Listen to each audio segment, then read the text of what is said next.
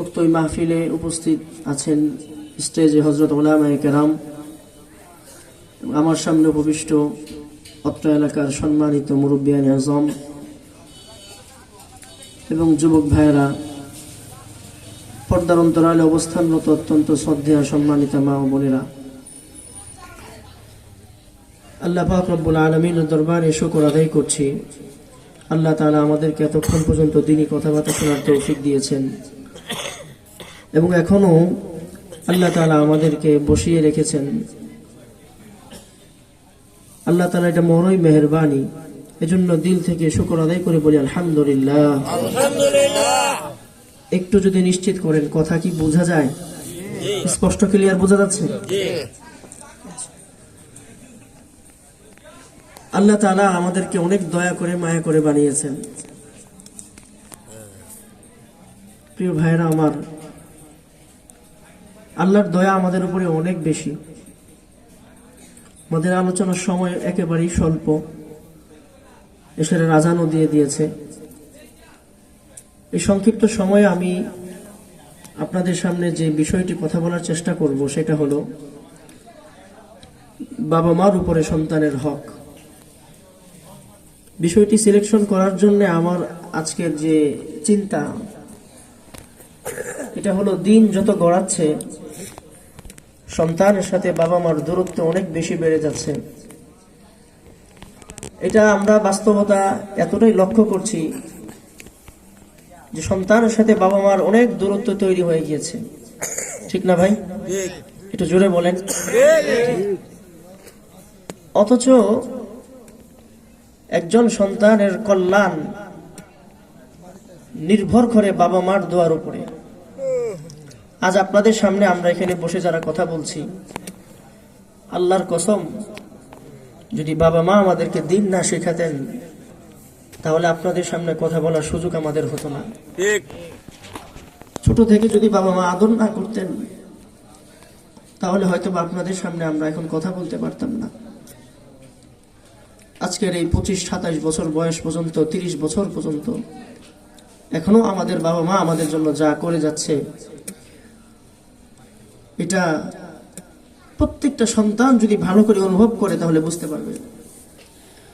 কিন্তু সমস্যা হচ্ছে আমাদের সন্তানদেরকে বর্তমান এই শিক্ষা ব্যবস্থা, সমাজ ব্যবস্থা, দেশের অবস্থা এবং আমাদের এই পারিপার্শ্বিক জীবন, এই জীবনযাত্রার যে নিয়ম কানুন, এই বিষয়গুলো আমাদের সন্তানদেরকে এই বিষয়গুলো বুঝতে দিচ্ছে না।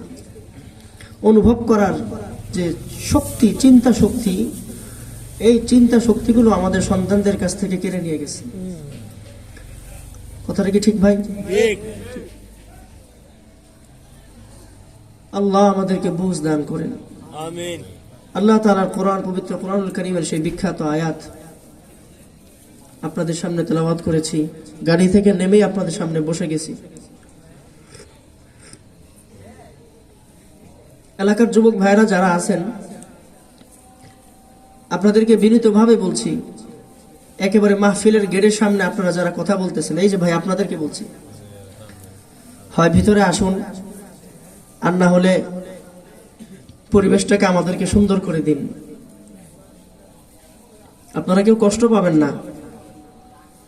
পবিত্র কোরআনুল কারীমের আলোচনা যেখানে হয়, আমরা দেখতে পাচ্ছি এখানে আমরা হয়তো বা 40 জন, 50 জন মানুষ, 100 জন মানুষ, ওয়াল্লাহি আমরা দেখতে পাচ্ছি এখানে 40 জন মানুষ। আল্লাহর কসম, আসমানের ফেরেশতারা আমাদেরকে নিয়ে গৌরব করতেছে। সুবহানাল্লাহ বলবেন না? তামসার বিষয় নয়। এই পৃথিবীতে জমিনের উপরে অসংখ্য ফেরেশতারা ছড়িয়ে ছিটিয়ে থাকে, মাখলুকের কাজে নিয়োজিত থাকে। এই দেশ পরিচালনা করবার জন্য সরকারের যেমন সরকারি ব্যবস্থা রয়েছে, সরকারের কর্মকর্তারা যেইভাবে এই দেশকে পরিচালনা করে, আল্লাহ রাব্বুল আলামিন এই সারা পৃথিবীকে পরিচালনা করবার জন্য আল্লাহর সরকারি ব্যবস্থার অসংখ্য গোলাম রয়েছে যারা ফেরেশতা। এই ফেরেশতারা এক এক মাখলুকের এক এক দায়িত্বে রয়েছে। কোন ফেরেশতা আসমানের দায়িত্বে, কোন ফেরেশতা জমিনের দায়িত্বে। একটু দ্রুত কথা বললে কি বোঝা যায়? সময় খুবই কম। আমি একটু দ্রুত কথা বলতে চাচ্ছি, অনেকগুলো কথা বলতে হবে। আল্লাহ রাব্বুল আলামিনের এই পৃথিবী, এটাকে পরিচালনা করবার জন্য অগণিত মাখলুকের মধ্যে একটি হলো ফেরেশতা, যে ফেরেশতা মানুষের খেদমতে নিয়োজিত। সুবহানাল্লাহ। একদল আসমানের উপরে খেদমত করছে, একদল ফেরেশতা জমিনে খেদমত করছে, আর একদল ফেরেশতা সাগরে খেদমত করছে। পৃথিবীর বিভিন্ন জায়গায়, বিভিন্ন সেক্টরে আল্লাহর এই গোলামরা, এই মাখলুকরা পর্যায়ক্রমে বিভক্ত হয়ে মানুষের খেদমতে নিয়োজিত আছে। সুবহানাল্লাহ। এই বর্তমান পশ্চিম জগতের এই মাহফিলের আশেপাশে এখন যেই ফেরেশতারা আছে, রাসূলের ঘোষণা মতে ইন্না লিল্লাহি মালাইকাতি ইয়াতুফুনা ফিল আরদ ফাইদা ওয়াজাদু কওমান ইয়াজলিসুন। রাসূল বলেন, এই পৃথিবীতে যখন ফেরেশতারা তাদের কাজে নিয়োজিত থাকে, আর যখন কোন ফেরেশতার কানে পৃথিবীর কোন জায়গা থেকে, এটা হতে পারে ছোট কোনো জায়গা, হতে পারে বড় কোনো জায়গা, হতে পারে এটা কোনো ছোট্ট একটা মহল, হতে পারে 7 জন 10 জনের একটা তালিমের বৈঠক, হতে পারে 2 জন ব্যক্তি আল্লাহর আলোচনা, আল্লাহর বরত্ব নিয়ে কথা বলতেছে, হতে পারে এক ব্যক্তি আল্লাহকে আল্লাহ আল্লাহ বলে জিকির করতেছে। পৃথিবীর যেখানে আল্লাহ শব্দের স্লোগান হয়, পৃথিবীর যেখানে রাসূলের কথা হয়, পৃথিবীর যেখানে আল্লাহর নাম উচ্চারিত হয়, ফেরেশতারা তাদের কাজকে ছেড়ে দিয়ে ওই জায়গায় দলবদ্ধভাবে একসাথে অগণিত অজস্র ফেরেশতা সেইখানে বসে যায়। সুবহানাল্লাহ। আমরা দেখতে পাচ্ছি এখানে মাত্র 30 জন, 100 জন, 150 জন, কিন্তু রাসূল বলেন আল্লাহকে সন্তুষ্ট করবার জন্যে, আল্লাহকে সন্তুষ্ট করার জন্যে, আবারও বলছি, কারণ আমাদের হৃদয় এখন মাখলুককে সন্তুষ্ট করার চিন্তা বেশি। আমাদের হৃদয় এখন শুধু মাখলুককে খুশি করার চিন্তা বেশি, ঠিক কিনা বলেন? আমরা সব সময় আশা করি আমার কাজে অমুকে খুশি হোক, আমার কাজে নেতা খুশি হোক, আমার কাজে বাবা মা খুশি হোক, আমার কাজে অমুকে খুশি হোক, তমুকে খুশি হোক। এই হাজারো মানুষের, হাজারো মাখলুকের খুশির মাঝখানে রবের সন্তুষ্টিকে আমরা হারিয়ে ফেলেছি রবের সন্তুষ্টি। অথচ আল্লাহ তাআলার সন্তুষ্টি এমন এক সন্তুষ্টি, রব যদি কারো প্রতি সন্তুষ্টি হয়, তাকে আল্লাহ দুনিয়ারও বাদশা বানান, আখিরাতও বাদশা বানান। সেই আল্লাহকে সন্তুষ্টি করার লক্ষ্যেই যদি কেউ আল্লাহর এই জিকিরের মজলিসে বসে, আল্লাহ তাআলা এই জমিনের মজলিসের চাইতেও অনেক দামি মজলিসে আল্লাহ তাআলা তাদেরকে নিয়ে আলোচনা করেন। আমরা দেখতে পাচ্ছি এখানে 150 ফেরেশতারা দেখতেছে এখানে অগণিত কোটি কোটি মানুষ বসে আছে। সুবহানাল্লাহ।